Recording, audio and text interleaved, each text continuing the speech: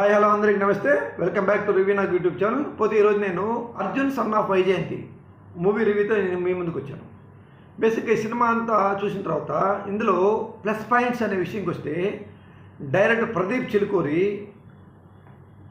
అత్యద్భుతంగా డైరెక్షన్ చేశాడు. ఆర్టిస్టుల పెర్ఫార్మెన్స్ సూపర్, అసలు making extraordinary, camera super work, ఎన్ని ఇబ్బంది లేదు. కాకపోతే తీసుకున్న కథాంశం మాత్రమే ఆడియన్స్ని డ్యామేజ్ చేసే కథాంశాన్ని తీసుకొని ఈ సినిమాని కుప్పగూల్చి పడేశాడు. హీరో క్యారెక్టర్కి వాల్యూ లేకుండా ఒక అసమర్థపూరితమైన విజయశాంతి క్యారెక్టర్ ఈ సినిమాకి మేజర్ మేజర్ మేజర్ మైనస్. అసలు ఆడియన్స్ అయితే విజయశాంతి క్యారెక్టర్ని విజయశాంతి చాలా ఘోరంగా తిట్టుకుంటారు. అరే దీనికి పిచ్చా, మెంటలా, క్రాక, కొడుకు అంత పవర్ఫుల్ రోల్లో దుర్మార్గులు ఏరివేసే ప్రాసెస్లో నవ సమాజ స్థాపన చేస్తున్నాడు, ధర్మయుద్ధం చేస్తున్నాడు అని ప్రాసెస్లో కొడుకుని సపోర్ట్ చేయాల్సింది పోయి కొడుకు తప్పు చేస్తున్నాడు, కొడుకు దుర్మార్గాలు చేస్తున్నాడు అనే విజయశాంతి క్యారెక్టర్ని దిగజార్చి చట్టపద్ధతిలో హీరో ఉండాలి అనే పద్ధతి విజయశాంతి క్యారెక్టర్ని తీసుకెళ్ళడం చాలా దుర్మార్గమైన పద్ధతి. బేసిక్గా మదర్ సెంటిమెంట్తో సినిమాలు చేయాలంటే కేజీఎఫ్ ఉంది, పాజిటివ్ సెంటిమెంట్, కొడుకుని తల్లి ఎంకరేజ్ చేసే ప్రాసెస్లో సినిమా అంతా ముందుకెళ్తుంది. అట్లా లేకపోతే మాతృదేవ భవ లాంటి ఒక ఫీల్ గుడ్ సెంటిమెంట్ సినిమాలతో ముందుకు రావాలి. మొత్తం చూసిన తర్వాత నాకు అర్థమైంది ఏంటంటే, రామాయణంలో రాముడు రాక్షస సంహారం చేసేటప్పుడు రాక్షసులందరినీ అరాచకంగా కోత కోసి చంపుతాడు. దానికి తండ్రి అయినటువంటి దశరథ రామరాజు, అయ్యో నా బిడ్డ ఏంటి ఇంత దుర్మార్గంగా చంపుతున్నాడు, ఇటువంటి బిడ్డ నాకు అడుగుడు పుట్టాడేంటి, అసలు ఏంటి నా పేరు ప్రఖ్యాత ఇట్లా నాశనం చేస్తాడేంటి, చంపడం తప్పు కదా అని దశరథ మహారాజు మంచాన పడితే రామాయణం ఎలా ఉంటుందో ఈ అర్జున్ సన్ ఆఫ్ వైజయంతి సినిమాలో విజయశాంతి క్యారెక్టర్ అలా ఉంది. సినిమా ఇంత డిజాస్టర్ అయిపోవడానికి ముఖ్యమైన కారణం విజయశాంతి గారి క్యారెక్టర్ అని చెప్పి నేను గంటపదంగా చెప్పగలను.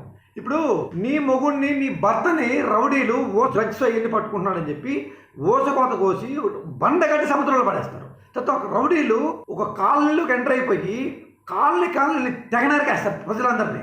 ఇంత దుర్మార్గం రాజ్యం వెళ్తున్నప్పుడు నీ కొడుకు వాళ్ళని సంహరించే ప్రాసెస్లో నీ కొడుకు ముందుకెళ్తున్నప్పుడు ఏ తెల్లైనా సపోర్ట్ చేయాలి. ప్రకారం మేము చూసుకుంటాం, నువ్వు తప్పు చేస్తున్నావు, నువ్వు అలా వెళ్తానికి లేదని చెప్పి కొడుకుని దూషిస్తూ, దండిస్తూ, ద్వేషిస్తూ దూరంగా పెట్టి కొడుకు మీద కేసులు పెట్టి కోర్టుకు తిప్పుతూ ఉండేదా తల్లి సెంటిమెంట్ అంటే నేను అడుగుతున్నాను. నేను విలన్స్ మాత్రం అరాచకంగా చంపేస్తూ ఉండొచ్చు, దుర్మార్గంగా చంపేస్తూ ఉండొచ్చు. జైల్లో ఉన్నటువంటి మెయిన్ విలన్ని తప్పించడానికి జైలు గోడలు బద్దలు కొట్టి పోలీసులందరూ నాశనం చేసి విలన్ మాత్రం బయటికి తీసుకురావచ్చు, విలన్ మాత్రం ఎవరినైనా చంపేయచ్చు. కానీ హీరో మాత్రం ఎవరిని కొట్టకూడదు, ఎవరిని చంపకూడదు. అంటే హీరో క్యారెక్టర్కి చట్టం ముసుగేసి మన డైరెక్టర్ ప్రదీప్ గారు ఈ సినిమాని దుర్మార్గమైనటువంటి డిజాస్టర్కి దారితీశాడు. ఎంత తప్పిది అసలు. హీరోకి నేను చాలా వీడియోలు చెప్పాను, హీరో క్యారెక్టర్కి చట్టం అనేది సంబంధమే లేదు. హీరో క్యారెక్టర్ ఎప్పుడు కూడా ధర్మబద్ధంగా ధర్మయుద్ధం చేయాలి, అరాచకవాదుల్ని ఓచకోత కోసి చంపేవాడే హీరో. అటువంటి దుర్మార్గులు చంపుతూ ఉంటే చట్టం ముసుగు తొడిగి చట్టానికి బంధించే ప్రాసెస్లో హీరోయిన్ క్యారెక్టర్ని పెట్టి తల్లి కొడుకి ఒక ఫాల్స్ సెంటిమెంట్ పెట్టి సినిమాని ఒక డిజాస్టర్కి దారితీశాడు మన ప్రదీప్ చిలుకూరి. ఒక సీన్లో అయితే విజయశాంతి కోర్టు దగ్గర ఉంటుంది. ఎందుకు కోర్టుని పోలీసులు పంపించేసి హీరోని కోర్టు బోన్లో ఎక్కించాలని కోర్టు దగ్గర రెడీగా ఉంటుంది. అక్కడ హీరోని అటు పంపిస్తూ కాలనీ వాసుల్ని విలన్స్ ఏం చేస్తారు, అరాచకంగా ఓసకోత కోస్తూ ఉంటే హీరో వెళ్ళి కాలనీ వాసుల్ని రక్షిస్తూ రౌడీల్ని కొడతా ఉంటాడు.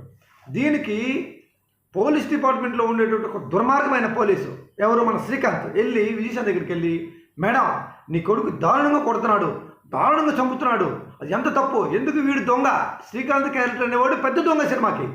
శ్రీకాంత్ క్యారెక్టర్లు చెప్తుంటే పక్షవాతము, బ్రెయిన్ స్ట్రోకు, హార్ట్ స్ట్రోకు అన్నీ కలిపి ఒకసారిగా వచ్చినప్పుడు ఎలా మనిషి వెలువెల్లాడిపోతాడో అట్లా విజయశాంతి అనుకుంటా కుప్పగులిపోతుంది.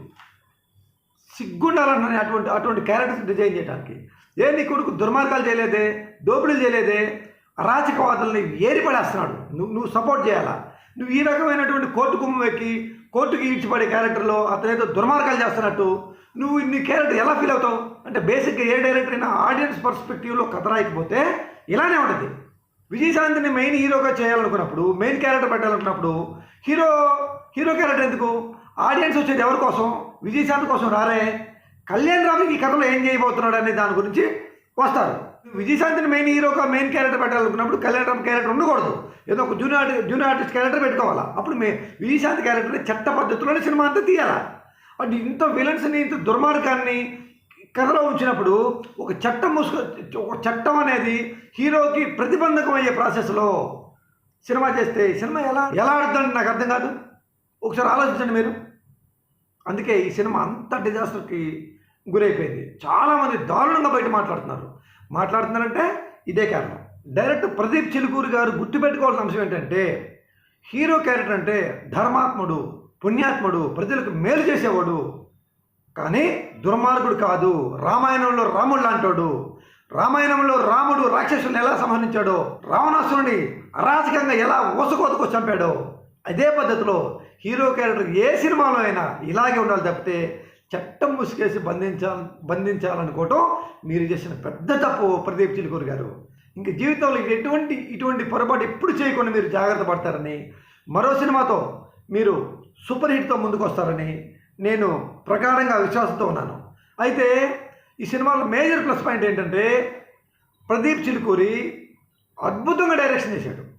అది నాకు చాలా బాగా నచ్చింది. నాకు అసలు అది డైరెక్షన్ కానీ, మేకింగ్ కానీ, ఆర్టిస్టుల పెర్ఫార్మెన్స్ కానీ, కెమెరా మూమెంట్స్ కానీ అత్యద్భుతంగా తీశాడని చెప్పి నేను గంటాబద్ధంగా చెప్పగలను. అదండి, మరో వీడియోతో మీ ముందుకు వస్తాను. మీ నాగపర్వతి రెడ్డి. నా వీడియో మీకు నచ్చితే లైక్ చేయండి, షేర్ చేయండి, కామెంట్ చేయండి.